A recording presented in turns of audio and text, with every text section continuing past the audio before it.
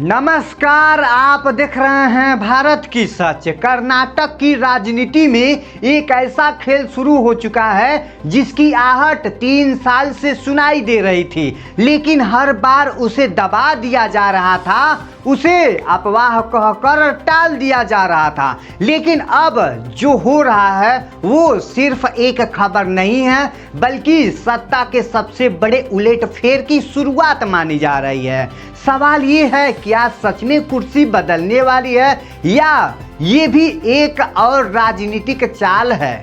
कहानी शुरू होती है साल 2023 से, जब कर्नाटक में कांग्रेस ने जबरदस्त जीत दर्ज की। जीत इतनी बड़ी थी कि किसी को उम्मीद नहीं थी कि बीजेपी इतनी आसानी से सत्ता से बाहर हो जाएगी। लेकिन असली लड़ाई चुनाव जीतने के बाद शुरू हुई, क्योंकि सबसे बड़ा सवाल था मुख्यमंत्री कौन बनेगा। एक तरफ थे सिद्धारमैया, जिनका कर्नाटक की राजनीति में लंबा अनुभव है, ओबीसी चेहरा है और जनता के बीच उनकी पकड़ मजबूत मानी जाती है। दूसरी तरफ थे डीके शिव कुमार, जिन्हें इस जीत का असली रणनीतिकार कहा जाता है। जी हाँ, जिनकी मेहनत और संगठन क्षमता ने कांग्रेस को सत्ता तक पहुंचाया। अब सोचिए जरा, दो मजबूत नेता आमने सामने हो और दोनों ही मुख्यमंत्री बनना चाहते हो तो पार्टी के लिए फैसला लेना कितना मुश्किल हो जाता है, ये तो आप लोग समझ ही सकते हैं। यही वो पल था जहां से इस कहानी की असली ट्विस्ट शुरू हुआ। दिल्ली में बैठकों का दौर चला, हाई कमान लगातार दोनों नेताओं से बातचीत करता रहा और आखिरकार एक नाम सामने आया, सिद्धारमैया। जी हाँ, उन्हें मुख्यमंत्री बना दिया गया। लेकिन उसी वक्त एक और खबर अंदर खाने घूमने लगी, एक ऐसा समझौता जिसे कभी खुले में स्वीकार नहीं किया गया। कहा गया कि ये सिर्फ आधी कहानी है, असली कहानी तो 2.5 साल बाद पूरी होगी। यानी पहले 2.5 साल सिद्धारमैया मुख्यमंत्री रहेंगे और उसके बाद कुर्सी डीके शिव कुमार को सौंप दी जाएगी। लेकिन जब ये बात बाहर आई तो कांग्रेस नेताओं ने तुरंत इसे नकार दिया। कहा गया ऐसा कोई समझौता नहीं हुआ। सिद्धारमैया खुद बार बार कहते रहे हैं कि वो पूरे 5 साल मुख्यमंत्री रहेंगे। वहीं डीके शिव कुमार के समर्थक लगातार दावा करते रहे हैं कि समय आने पर बदलाव जरूरी होगा, और अब वही समय सामने खड़ा दिखाई देने लग रहा है। जी हाँ, 30 मई ये तारीख अब अचानक बेहद अहम हो गई है, क्योंकि इस दिन कर्नाटक की कांग्रेस सरकार के 3 साल पूरे हो चुके हैं। यानी वो दौर जहां 2.5 साल वाला फार्मूला लागू हो सकता था वो अब बीत चुका है। और जैसे ही ये 3 साल पूरे हुए, अचानक दिल्ली में हलचल बढ़ गई। एक के बाद एक बैठकों, नेताओं का आना जाना और सबसे खास बात सिद्धारमैया और डीके शिव कुमार दोनों का दिल्ली पहुंचना।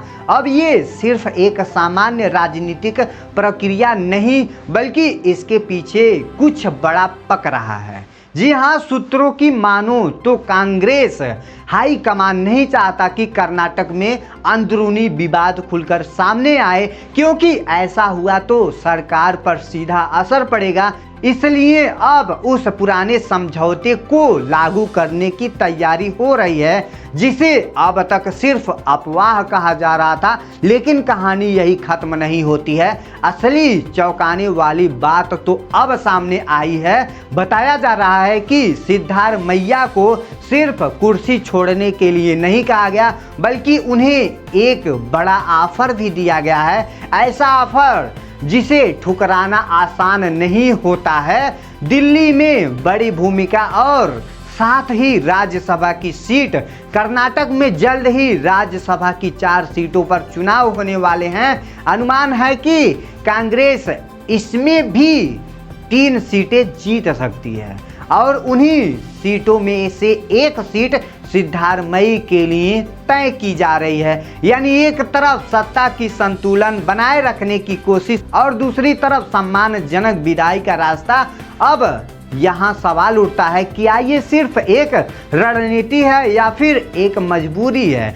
क्योंकि अगर सिद्धारमयी कुर्सी छोड़ते हैं तो डीके शिव कुमार का रास्ता साफ हो जाएगा। वो लंबे समय से इस मौके का इंतजार कर रहे हैं, उनके समर्थन लगातार दबाव बना रहे हैं कि उन्हें मुख्यमंत्री बनाया जाए। लेकिन दूसरी तरफ सिद्धारमैया भी कोई साधारण नेता नहीं है, उनकी पकड़ मजबूत हो चुकी है, उनका अनुभव बड़ा हो चुका है और उनके समर्थक भी कम नहीं है। अब अगर वो हटते हैं तो उनके समर्थक चुप बैठेंगे क्या? सब कुछ इतना आसान होगा क्या जितना दिखाई जा रहा है?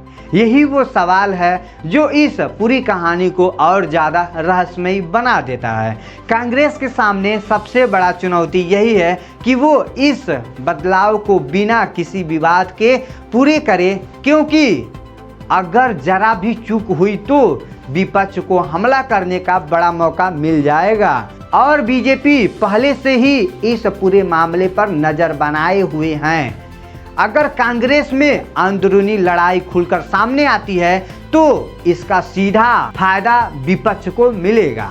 अब एक तरफ और दिलचस्प बात समझिए, राजनीति में कोई भी फैसला सिर्फ वर्तमान को देखकर नहीं लिया जाता है, बल्कि भविष्य को ध्यान में रखकर लिया जाता है। अगर डीके शिव कुमार को मुख्यमंत्री बनाया जाता है तो कांग्रेस एक नए चेहरे के साथ आगे बढ़ेगी। इसके पार्टी के 2028 के चुनाव में फायदा मिल सकता है। वहीं अगर सिद्धारमैया को दिल्ली भेजा जाता है तो वो राष्ट्रीय राजनीतिक में पार्टी के लिए एक मजबूत चेहरा बन सकते हैं। यानी ये सिर्फ एक कुर्सी बदलने की कहानी नहीं है, बल्कि ये एक बड़ी रणनीति का हिस्सा भी है। लेकिन राजनीति में हर योजना सफल हो ये जरूरी नहीं। अगर सिद्धारमैया आखिरी समय में मना कर देते हैं तो क्या होगा? अगर उनके समर्थन विरोध करते हैं तो क्या होगा? अगर डीके शिव कुमार को फिर से इंतजार करना पड़े तो क्या होगा? हर सवाल का जवाब अभी धुंध में है, लेकिन एक बात साफ दिख रहा है कि कर्नाटक की राजनीति एक बड़े मोड़ पर आ खड़ी है।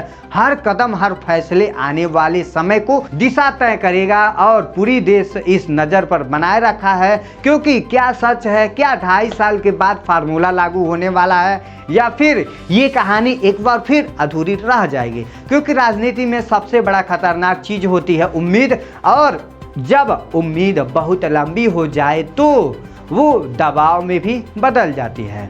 जी हाँ, डीके शिव कुमार की उम्मीद अब दबाव बन चुकी है, सिद्धारमैया की कुर्सी अब सवाल बन चुकी है और कांग्रेस का फैसला अब परीक्षा बन चुका है। अब देखना ये है कि इस परीक्षा में कौन पास होता है और कौन बाहर हो जाता है, क्योंकि सत्ता की ये कहानी अभी खत्म नहीं हुई है। ये तो बस शुरुआत है और असली खेल अब शुरू होने वाला है। तो आई होप आपको यह इन्फॉर्मेशन बहुत अच्छी लगी होगी, जो कि सिद्धारमैया यहाँ पर अपना सीएम कुर्सी को इस्तीफा दे रहे हैं और यहाँ पे उनके जगह पे डीके शिव कुमार को जबकि बैठने की पूरी तरीके से वहाँ पे उनकी निश्चित है, तय है, वही बैठेंगे। तो आप क्या कहना चाहते हैं खुल के कमेंट बॉक्स में बताइएगा। जय हिंद, जय भारत।